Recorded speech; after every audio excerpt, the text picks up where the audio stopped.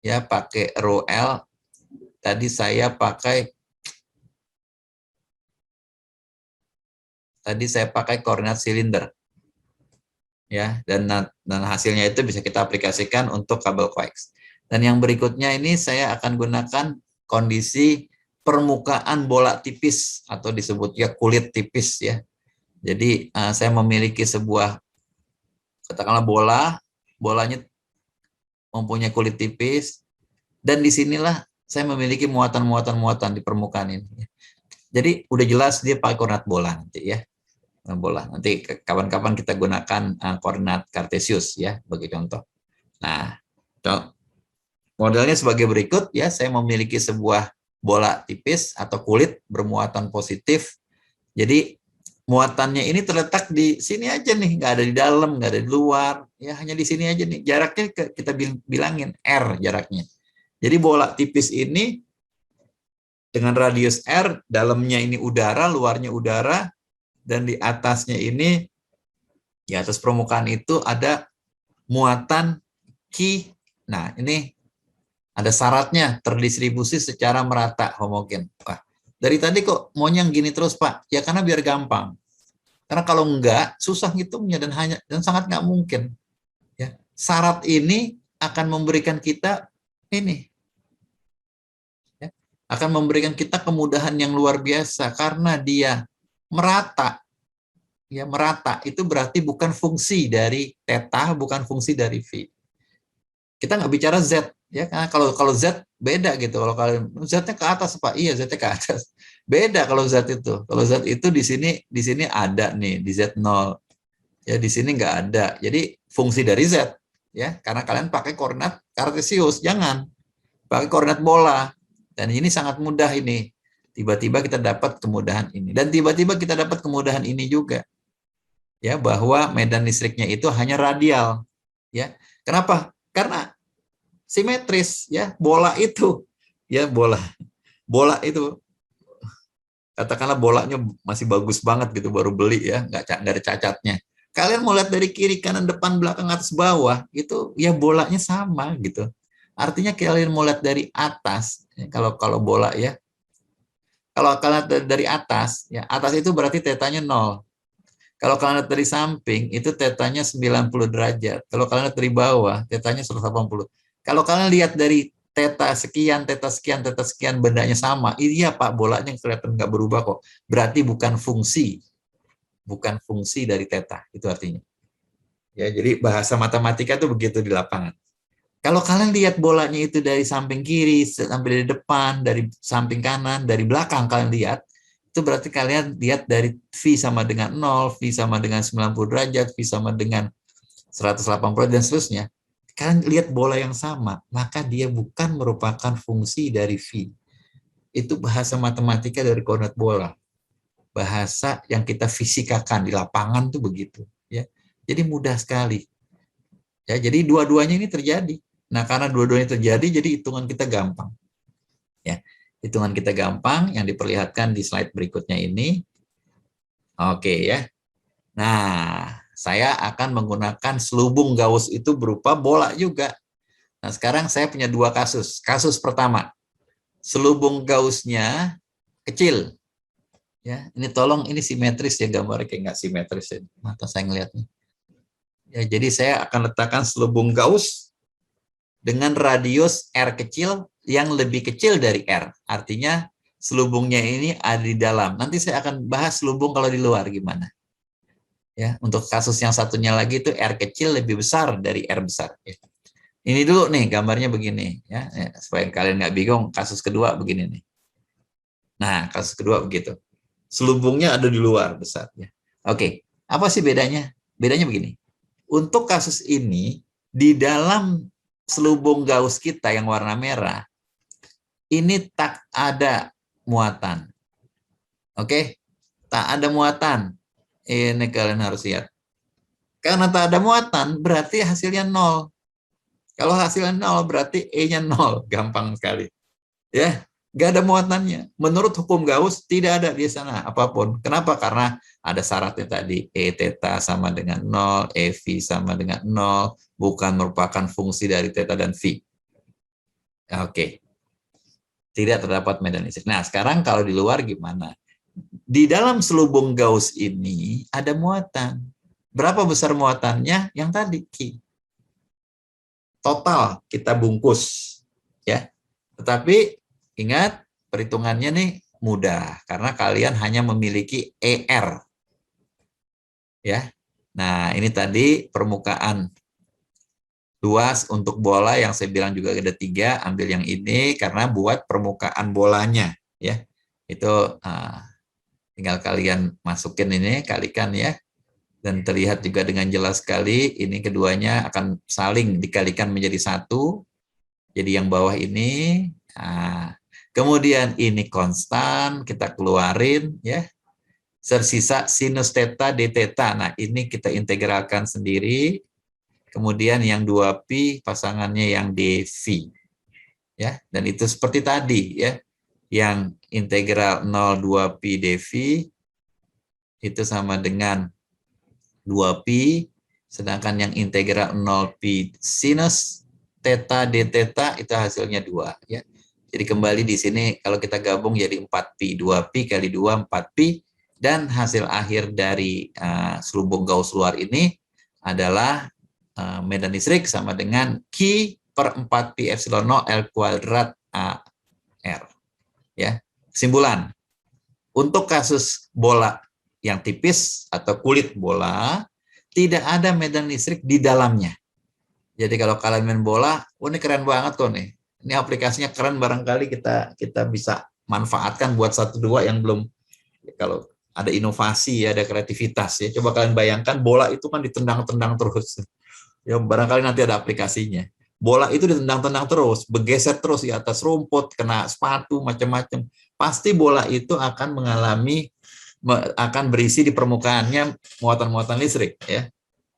Setelah sekian jam ditendang, bergeser, tergesek, jadi kulit bola itu akan bermuatan listrik, dan di dalam bola itu ada udara yang di dalamnya tidak ada medan listrik, yang ada hanya di luar aja ya. Jadi bisa kita bayangkan kondisi seperti itu. Di dalam tidak ada medan listrik, dan di luar kalau kalian bandingkan rumus yang barusan saya kotaki ini, dia persis sama seperti muatan titik ya, persis sama, yaitu perbandingan Q dibagi 4pi epsilon 0 R kuadrat, arahnya radial. Jadi seolah-olah benda ini ya, muatannya di tengah-tengah sini, seolah-olah ya, seolah-olah muatannya ada di tengah sini jika kalian ingin mengamati medan listrik di luar ya. Seolah-olah kita representasikan di situ. Nah, itu sering dipakai oleh para insinyur untuk memodelkan berbagai macam masalah dia supaya gampang. Ya tentu ya, kalau kalian lihat kayak begini nih, itu lebih susah dibanding kalau ada cuma 1 Pak di tengah-tengah, ini lebih gampang. Ya, itu model yang bisa kita manfaatkan. Oke, nah di beberapa slide berikutnya saya akan bahas tentang divergensi ya. Kalian mungkin ini nggak terlalu penting buat kalian, tapi buat pelengkap aja.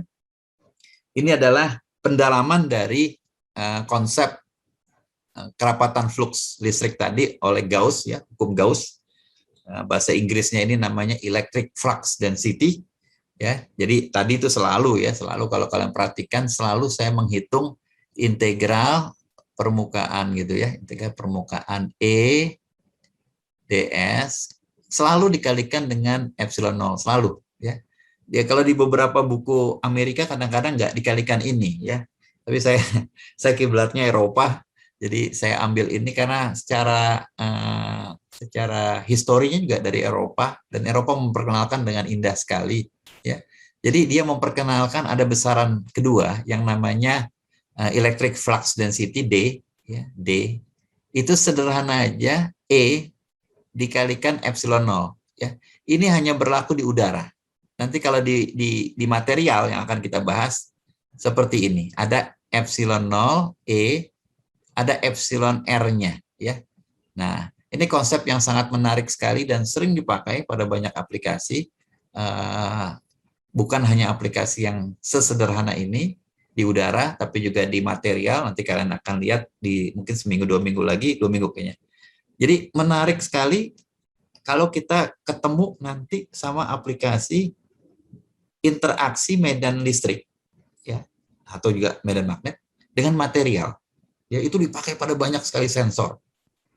Dari mulai sensing yang sederhana ya, ada keberadaan benda lewat ya, atau katakanlah ya yang pernah saya bilang touchscreen ya, dan aplikasi lainnya, termasuk aplikasi-aplikasi sensor untuk melihat sesuatu yang tersembunyi, itu kita lihat dari perubahannya. Ya memang nggak mudah-mudah amat, harus dikalibrasi. Ya harus dikalibrasi, dan itulah pinternya insinyur. Oh, kalau dapat sinyal kayak gini nih, berarti di situ ada sesuatu yang sifatnya seperti ini gitu. Ya, dan itu dijalani oleh banyak ilmuwan di dunia ya, dari mulai ya kalau sederhananya itu kalau kita lihat ada USG ya. Mungkin kalian yang punya ponakan atau punya adik, ibu atau kakak kita katakanlah periksa dokter itu kan pakai USG. USG itu ultrasound. Ya, ultrasound.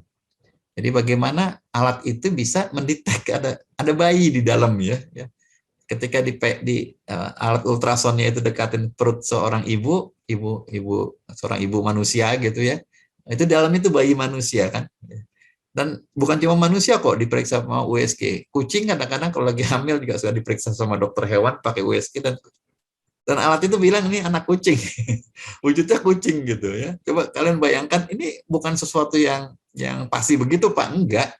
Itu dipikirin oleh para ilmuwan bahwa bagaimana gelombang tadi ya, kalau USG gelombang suara, kalau di bidang kita ini gelombang listrik dan gelombang magnet, itu mengalami interaksi sama benda tadi. Ada refleksi balik ya, nanti kalian belajar itu. Dan menariknya tuh kalau kalian belajar pelan-pelan tuh kalian akan bisa paham ya step by step bahwa di situ tuh ada inovasi, ada solusi buat masalah. Ya, dan ini yang belum tuntas sampai sekarang sebetulnya. Ya, di awal perkuliahan lalu saya pernah cerita kaitannya dengan sensor ya, mendetek crack yang ada di tembok. Ya, tembok itu selalu masalah, crack nggak kelihatan sama mata kita. Dan kita nggak bisa bolongin benda itu untuk melihat cracknya ada apa enggak ya. Jadi harus didetek dengan gelombang. Nah, ini basic-basicnya ya. Jadi kalian diajarin ya, ada yang namanya flux ya, flux itu yang tadi saya gambarkan dengan simbol psi, punyanya orang Fakultas Psikologi psi. Dan kalau kalian lihat di sini ya, kalau saya ganti ini ya dengan D ya, dia jadi begini nih, jadi begini. Ya sama aja sebetulnya. Cuma saya ganti aja epsilon 0 saya ganti jadi D, dan terlihat dengan jelas sekali ya. Ini kalau saya anggap konstan, ya rumusnya jadi begini nih. Kalau saya anggap konstan, D kali A. Ya, kalau saya anggap konstan. Jadi kalian anggap aja biar gampang ya. Biar gampang. Vektornya buang Pak, biar gampang. Ya, anggap kalau dibuang itu kan anggapnya sejajar gitu ya. Karena vektor nggak boleh dibuang, tapi begitu dia sejajar, hilang ini vektornya. Kemudian integralnya saya buang Pak. Kenapa? Supaya gampang. Syaratnya apa? Syaratnya dia itu konstan, homogen. Dibuang. Ya. Jadi gampang jadi begini nih. Flux sama dengan D kali A. Dan di sini terlihat dengan jelas, saya bisa bagi dia. D sama dengan flux dibagi A. Gitu. Jadi kalau perkalian pembagian kan langsung pada paham semua ya. Tapi kalau integral kok kenapa susah? Anggap aja perkalian. Kelihatan dengan jelas bahwa ini adalah flux persatuan luas, atau istilah lainnya electric flux density, ya, kerapatan. Dan ini yang menarik karena kita seringkali tidak ingin membahas totalnya, kita ingin membahas kerapatannya. Karena kerapatan itu sifatnya localized, ya, berada di tempat itu, di titik itu. Kalau sudah kerapatan total, itu artinya kita harus melihat secara keseluruhan, atau bahasa ilmiahnya integral. Ya, oke. Nah dari sini muncullah istilah yang kita sebut dengan divergensi. Ya, ini konsep yang matematis nyusahin. Ya, sorry ya kata-katanya matematis nyusahin, tetapi bagian dari kehidupan kita, mau nggak mau kita terima. Ya, ini saya tunjukkan aja begini bahwa muatan itu ada kalau ketiganya atau salah satu dari ketiganya ada. Ya, adanya perubahan flux ke arah ke arah X, ya, adanya perubahan flux komponen X ke arah X, atau komponen Y ke arah Y, atau komponen Z ke arah Y. Ini untuk Kartesian. Untuk silinder dan bola lebih susah lagi ya. Tapi nggak apa-apa, saya tunjukin aja, nanti kita lewatin habis gitu. Ya, lebih susah lagi ya. Kalau saya sih bayangin, oh udah meremin aja deh gitu ya. Kalau kita perlu kita pakai, kalau kita nggak perlu kita lupain gitu. Kayak begini gitu ya. Oke. Nah, saya balik lagi ke Kartesian ya, karena Kartesian ini paling gampang ya. Ini paling gampang ya. Tolong kalian ingat-ingat ya. Yang depan aja nih, yang depan aja. Itu artinya amati ke arah X. Ya. Oke. Ada nggak perubahan ke arah X? Atau yang tengah, amati komponen Y ke arah Y. Amati. Ya. Saya ambil satu aja. Kalau kalian ambil tiga-tiganya susah. Ya. Nah, kalau ambil tiga-tiganya begini nih. Ambil tiga-tiganya. Susah. Ya. Oke. Nah, lihat gambar ini. Ya, lihat koordinat ini. Saya hanya amati ke arah Y aja. Ya. Anggap aja dx-nya 0, Pak. Wah, kita kalau membahas fisika itu ambil gampangnya dulu. Setelah yang gampang kita ngerti, nanti yang susah kita bayangin. Anggap aja medan listrik atau flux atau kerapatan flux ini tidak memiliki ke arah X dan tidak memiliki ke arah Z. Anggap aja biar gampang. Ya. Jadi D saya, D vektor saya itu hanya DY AY. Ya. Nah, amati itu. Artinya kita bisa gambar dengan mudah ya, apalagi saya kasih koordinat gini. Jadi artinya hanya ada ke arah sana aja tuh. Dia tidak nengok ke atas, dia tidak belok ke depan ke belakang, hanya ke kanan aja. Ya kebetulan saya gambar ke kanan aja, ke kiri juga boleh harusnya. Oke, nah saya amati tiga kondisi ini. Saya amati gambar ini, ya. Kalau kalian lihat gambar ini nih, ya, ini kotak Gaussnya saya gambarkan juga biar kalian lebih paham. Saya amati gambar ini, ya, saya amati kotak ini, saya amati medan flux density ini, kerapatan flux. Coba kalian lihat, lebih banyak yang masuk apa yang keluar? Lebih banyak yang masuk, Pak. Ya, lebih banyak yang masuk itu artinya dia mengecil. Ya kalau kalian lihat nih, medan ke arah Y, ya, medan ke arah Y itu mengecil. Yang tadinya ada 2, tinggal 1. Berarti dia dengan bergeraknya medan itu ke arah Y, dia mengecil. Oke ya, berarti saya boleh bilang begini. Nah sekarang yang ini, itu membesar dia. Saya bergerak di Y, membesar. Ya, jadi lebih banyak yang keluar. Oke ya. Nah yang ini itu lebih banyak muatan negatif. Ini di sini ada muatan negatif. Ini di sini ada muatan negatif. Kok begitu sih Pak? Iya, ujung dari medan listrik adalah muatan negatif. Emang begitu. Ujung dari medan listrik. Ini bukan medan listrik Pak. Kerapatan flux. Iya sama. Ya. Karena D sama dengan epsilon 0 kali E. Sama. Ya, kenapa dibedain Pak? Ya karena supaya lebih mudah.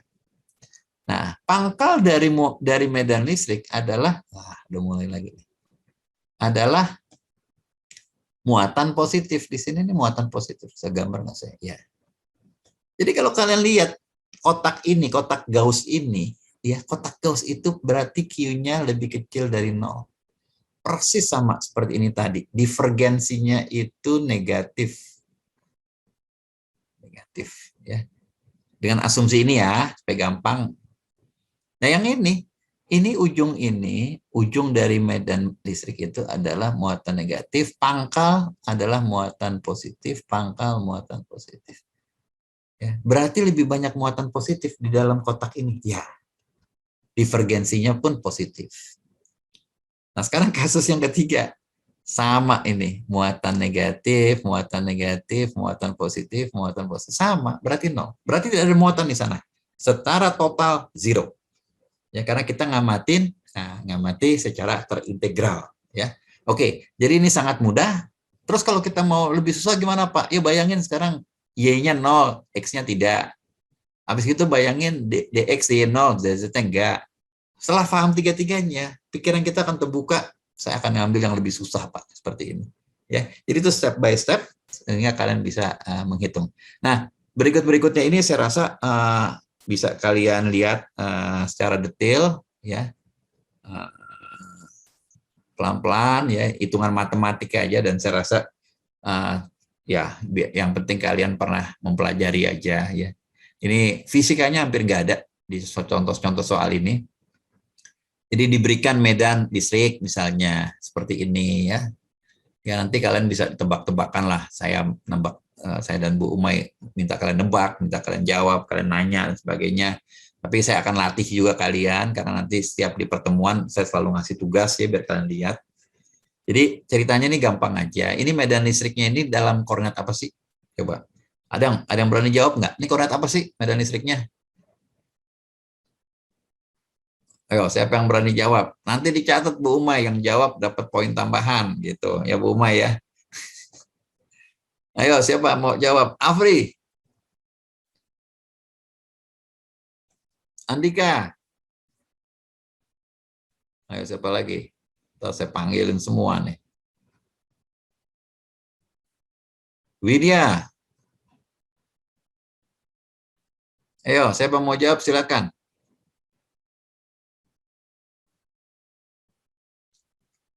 Rahmat. Ini pada tidur Pak melek nih. Silakan. Pak Andika tadi dipanggil, Pak. Ah iya, Andika saya panggil tadi. Coba nih. Diberikan medan listrik E sama dengan 1/3 epsilon 0 Q per V R AR vektor. Itu medan listriknya di koordinat apa tuh? Koordinat E bukan, Pak. Koordinat? E. Ya, koordinat itu sistem koordinat biasanya kartesius, silinder, bola. Itu di Bola, koordinat. Pak. Ya, kenapa di koordinat bola? Karena tulisannya tuh di koordinat bola. Ya, ada tulisannya memang di sini kan. Ya mungkin kamu lihat atau enggak, tebak aja kan. Iya, Pak. Kenapa Ya, di koordinat bola? Kenapa di koordinat bola? Kenapa kita bisa bilang dia bola? Apa? Karena itu, Pak, di setiap titik ruangannya terdapat kerapatan muatan. Ah ya, itu kan pasti. Ada ininya nih, Andika, ya. Jadi kalau koordinat kartesius itu ada AX-nya, ada AY-nya, ada AZ-nya. Oke ya. Ini koordinat kartesius. Kalau koordinat silinder itu ada ARO, ada AV, ada AZ. Kalau koordinat bola ada AR, ada ATeta, ada AV. Oke? Ya, berarti Oke, koordinat Pak. bola. Makasih, Pak. Ah, ini Apa ada. salah tadi? Ya, jangan ketiduran. Iya, Pak. Tadi dari kamar mandi, Pak. Oke, nah ini ada R-nya juga ya. Jadi kita harus lengkap gitu. Nah, itu memang harus diingat-ingat. Kalau saya zaman dulu kuliah itu, mungkin Bu Umay juga waktu kuliah sama kali ya. Itu kita punya selembar kertas kebetannya. Ya, kadang-kadang tuh kita bikin. Wah, kalau zaman sekarang PDF-nya ada, tinggal di select copy paste. Wah, zaman sekarang sih enak banget ya. Kita bikin rumus-rumus itu tuh hitungan detik udah dapat rumus. Cuma ngertinya kadang-kadang berbulan-bulan nggak ngerti-ngerti karena nggak dibuka-buka lagi. Ya, jadi zaman sekarang itu kalian punya kesempatan besar buat maju. Ya, di internet itu kalian tinggal masukin aja. What is divergence? Ya, nah, nanti PR kalian juga nih ya. Saya nggak periksa lah kalau ini, biar kalian lihat ya buat wawasan kalian. Divergence. Lihat-lihat di mana? Di YouTube. What is? Masukin di pencarian YouTube. What is divergence? Kalian dengerin ya, cari yang jangan lama-lama, yang 5 menit aja. Ya, apa sih divergence itu? Dia cerita ada orang India dengan bahasa Inggris keindiaannya. Ya, ada orang Amerika, ada orang Inggris beneran, bahasa Inggrisnya nggak mudah-mudah amat ya. Nah, kalian dengar tuh selama 5 menit, 7 menit ya. Nanti kita discuss ya. Pak, saya belum begitu ngerti. Yang ngertinya apa? Coba cerita. Saya gituin kan. Ya, jadi kalian akan belajar bukan cuma dari saya. Saya dan Bu Umay kan cuma 1% aja. Ya, jadi tolong nanti kalian iseng-iseng lihat ya. Nah, yang tadi saya ceritakan itu udah lumayan buat basic, tapi untuk berikutnya coba dilihat. Oke, nah setelah kita mengetahui bahwa flux elektris ini berada di diberikan di koret bola, ya diberikan di koret bola, maka kalian tinggal ngambil divergensi di bola. Sorry, di halaman tadi ya, di halaman tadi. Nah, di halaman tadi. Tetapi karena kita tahu bahwa d theta sama dv-nya 0, ini kasus saya juga kan, biar mudah. Karena kalau enggak, yang ngitungnya lebih panjang sedikit gitu. Ya. Ternyata cuma dr aja enggak 0, berarti cuma ini aja. Kalau dia tidak 0, d theta dan dv-nya. Ini ada tambahannya lagi di belakang ya. Nggak mungkin sependek ini. Ya, nah kalau ini pendek, nah kalian tinggal ngitung ya, dimasukin aja nih dr-nya kemari. dr-nya itu mana? Ini dr-nya. dr-nya itu 1/3 Q per V kali R. Masukin kemari. Ya, ketemu nih dia dengan R kuadrat, R jadi R pangkat 3. Ya, jadi R pangkat 3 sepertiga. Turunkan. Nah, turunkan ini kan gampang. R pangkat 3 diturunin, itu jadi 3R kuadrat. Ya, 3, jadi R pangkat 3 kalau diturunkan, itu 3R kuadrat. Dari mana nih Pak? Dari mata kuliah Matematika 1. Ya. 3 turun, 3 kurang 1 jadi 2. Nah, 3 sama 3 di sini saling menghilangkan, hasilnya begini. R kuadrat sama R kuadrat yang di depan sini saling menghilangkan. Ya. Jadi hasilnya jadi indah sekali. Ya. Q per V. Artinya apa? Divergence-nya Q per V. Atau rho-nya Q per V. Ya, berarti di setiap titik itu terdapat muatan sebesar ini. Berarti itu muatan yang banyak banget di situ, dimanapun. Oke, itu soal nomor 1. Soal nomor 2, ya. Soal nomor 2, ya saya nggak akan terlalu detail nanti cerita, karena ini gampang semua kok. Diberikan di koordinat Kartesian, ya. Ini Kartesian nih, jadi nanti, wah kalau udah lulus Medan, kalau udah lulus analisa vektor udah tahu ini. Ini koordinat apa nih? Koordinat bola. Ini koordinat apa nih? Koordinat bola juga ya. Tapi hanya komponen V ya, nanti dihitung, bisa lah dihitung sendiri-sendiri. Oke, lanjut. Nah, ini perhitungan yang tadi lanjutkan. Ya. Nomor 3, contoh soalnya. Nah, diberikan vektor kerapatan flux, electric flux density. Keren banget ini. Ini divergensi ini hebat banget.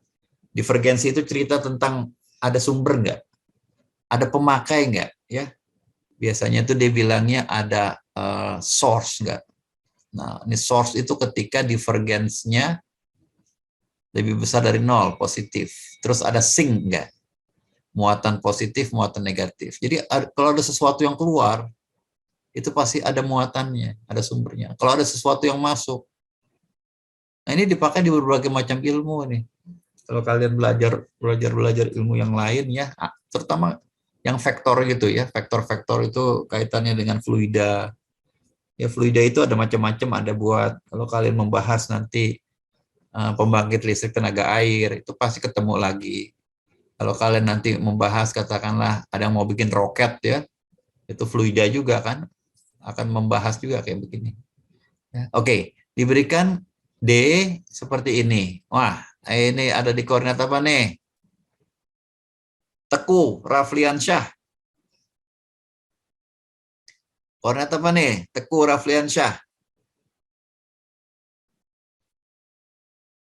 Ini Teku Rafliansyah bintang film ya Bu Maya, bukan? Bukan ya? Teguh Wisnu itu mah Pak. Oh, Teku Wisnu ya. Saya nggak begitu ngikutin, ingatnya Teku-Teku juga. Ya, Teku Rafliansyah. Ayo, komentar. Vektor ini diberikan di koordinat apa? Ayo, jawabannya nggak ada di sini. Di koordinat, ya jawabannya kan gampang aja. Koordinat kartesius, koordinat silinder, koordinat bola. Ayo, Teku.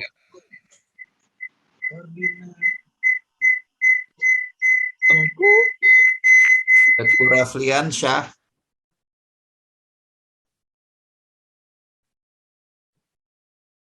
Teku. Kalau nggak ngejawab, tadi dianggap nggak hadir nih, biarin. Masa dosennya buka Zoom ditinggal kemana-mana. Ayo, Teguh. Temennya colek Teguh tuh.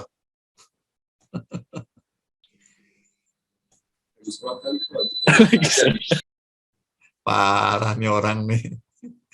Ya. Kalau zaman dulu itu ya, zaman dulu itu ketika kita kuliah zaman dulu ya, kalian kuliah datang ke kampus ya, ketiduran itu biasanya saya datengin ke bangkunya.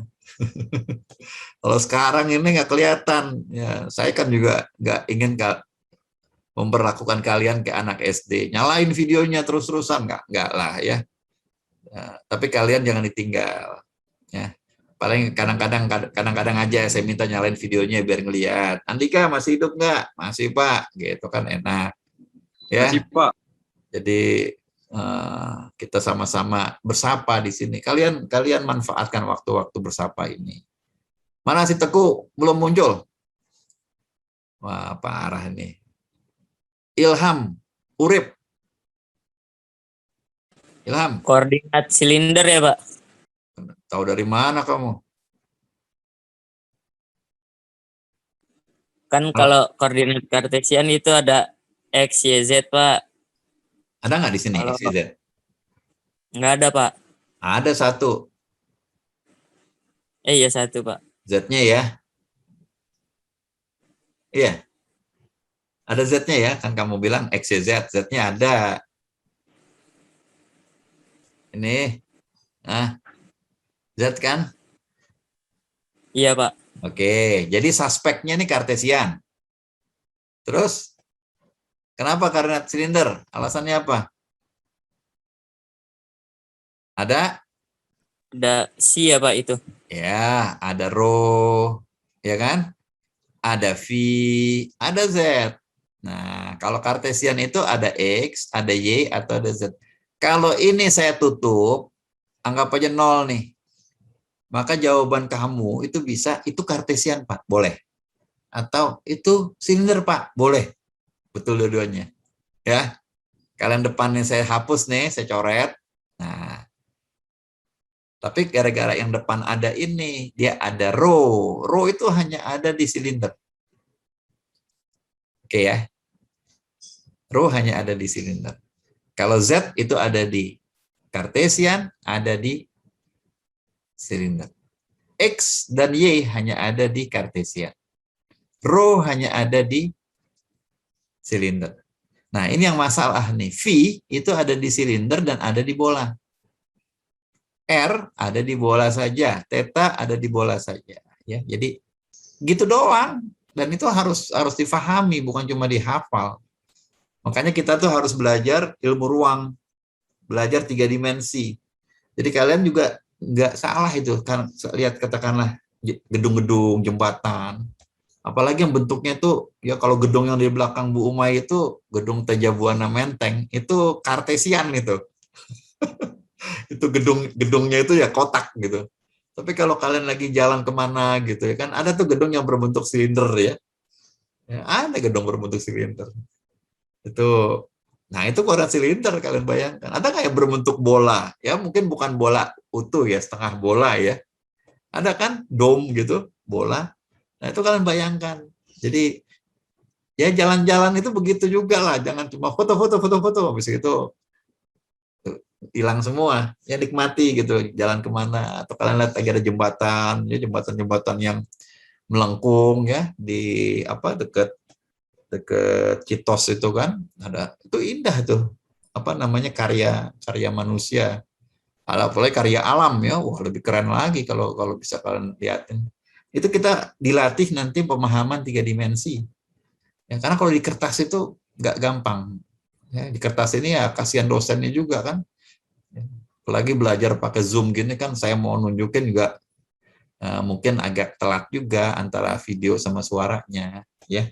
Jadi dilatih pakai Google Map gitu. Nggak semua orang bisa baca Google Map itu ya, atau dilatih katakanlah ngelihat lagi jalan ke mall kemana, lihat petanya, saya ada di mana nih. Itu bagus kalau kalian mau belajar ilmu ruang. Oke, nah setelah kalian tahu ini adalah vektor di koordinat silinder, ya kalian tinggal ambil rumus untuk silinder tadi, ya ada di depan tadi ya. Kalau saya balik ya, 23. Nah, tinggal kalian ambil aja yang ini kan, yang ini bola, ini silinder, kalian ambil yang ini, masukin. Tadi ada cuma ya 2 komponen ya, masukin aja 2 komponen itu. Jadi kalian bisa menghitung. Nah, ini tugas lagi nih. Menghitung, masukin, ini komponen yang pertama, ini komponen kedua, ini komponen 3. Nah, komponen kedua ini kan 0 ya, nggak ada. Karena nggak ada AV di sini, nggak ada AV. Ya, DV-nya 0. Ya. Jadi kalian cuma 2, tinggal diturunin. Turunan dari ini berapa nih? Turunan rho. Rho K1 sinus V. Diturunkan terhadap rho. Maka yang ini nih konstan. Keluarkan. Jadi K1 sinus V per rho. Turunan rho 1. Nah, yang ini juga ya K2 itu konstan, keluarkan. Turunan Z terhadap Z ya 1 lagi. Ini hasilnya ya. Nah, kan keren itu. Nah, ini kurang nih pertanyaan ini, tambahin lagi. Tentukan kerapatan muatan pada sumbu Y. Nah, pada sumbu Y itu diberikan silinder, ditanyanya sumbu Y. Nah, artinya apa sumbu Y? Sumbu Y itu ingat V-nya sama dengan 90 derajat. Ini sumbu Y. Sumbu Y positif. Nah, positif. V-nya 90 derajat. Kalau pada sumbu X positif, V-nya 0 derajat. Itu mesti dipelajari dengan ilmu ruang juga. Nggak cukup dihafalin. Kalau dihafalin pasti lupa. Tapi kalau kalian secara ilmu ruang paham, itu gampang aja ya. Nah, jadi berubah menjadi seperti ini, semudah ini. Jadi tinggal ditanya nanti, oh pada saat Y-nya 2 meter berapa? Jadi tahu, kita langsung masukin aja. Ya, itu contoh-contoh soal. Ini ada tugas. Ya, tolong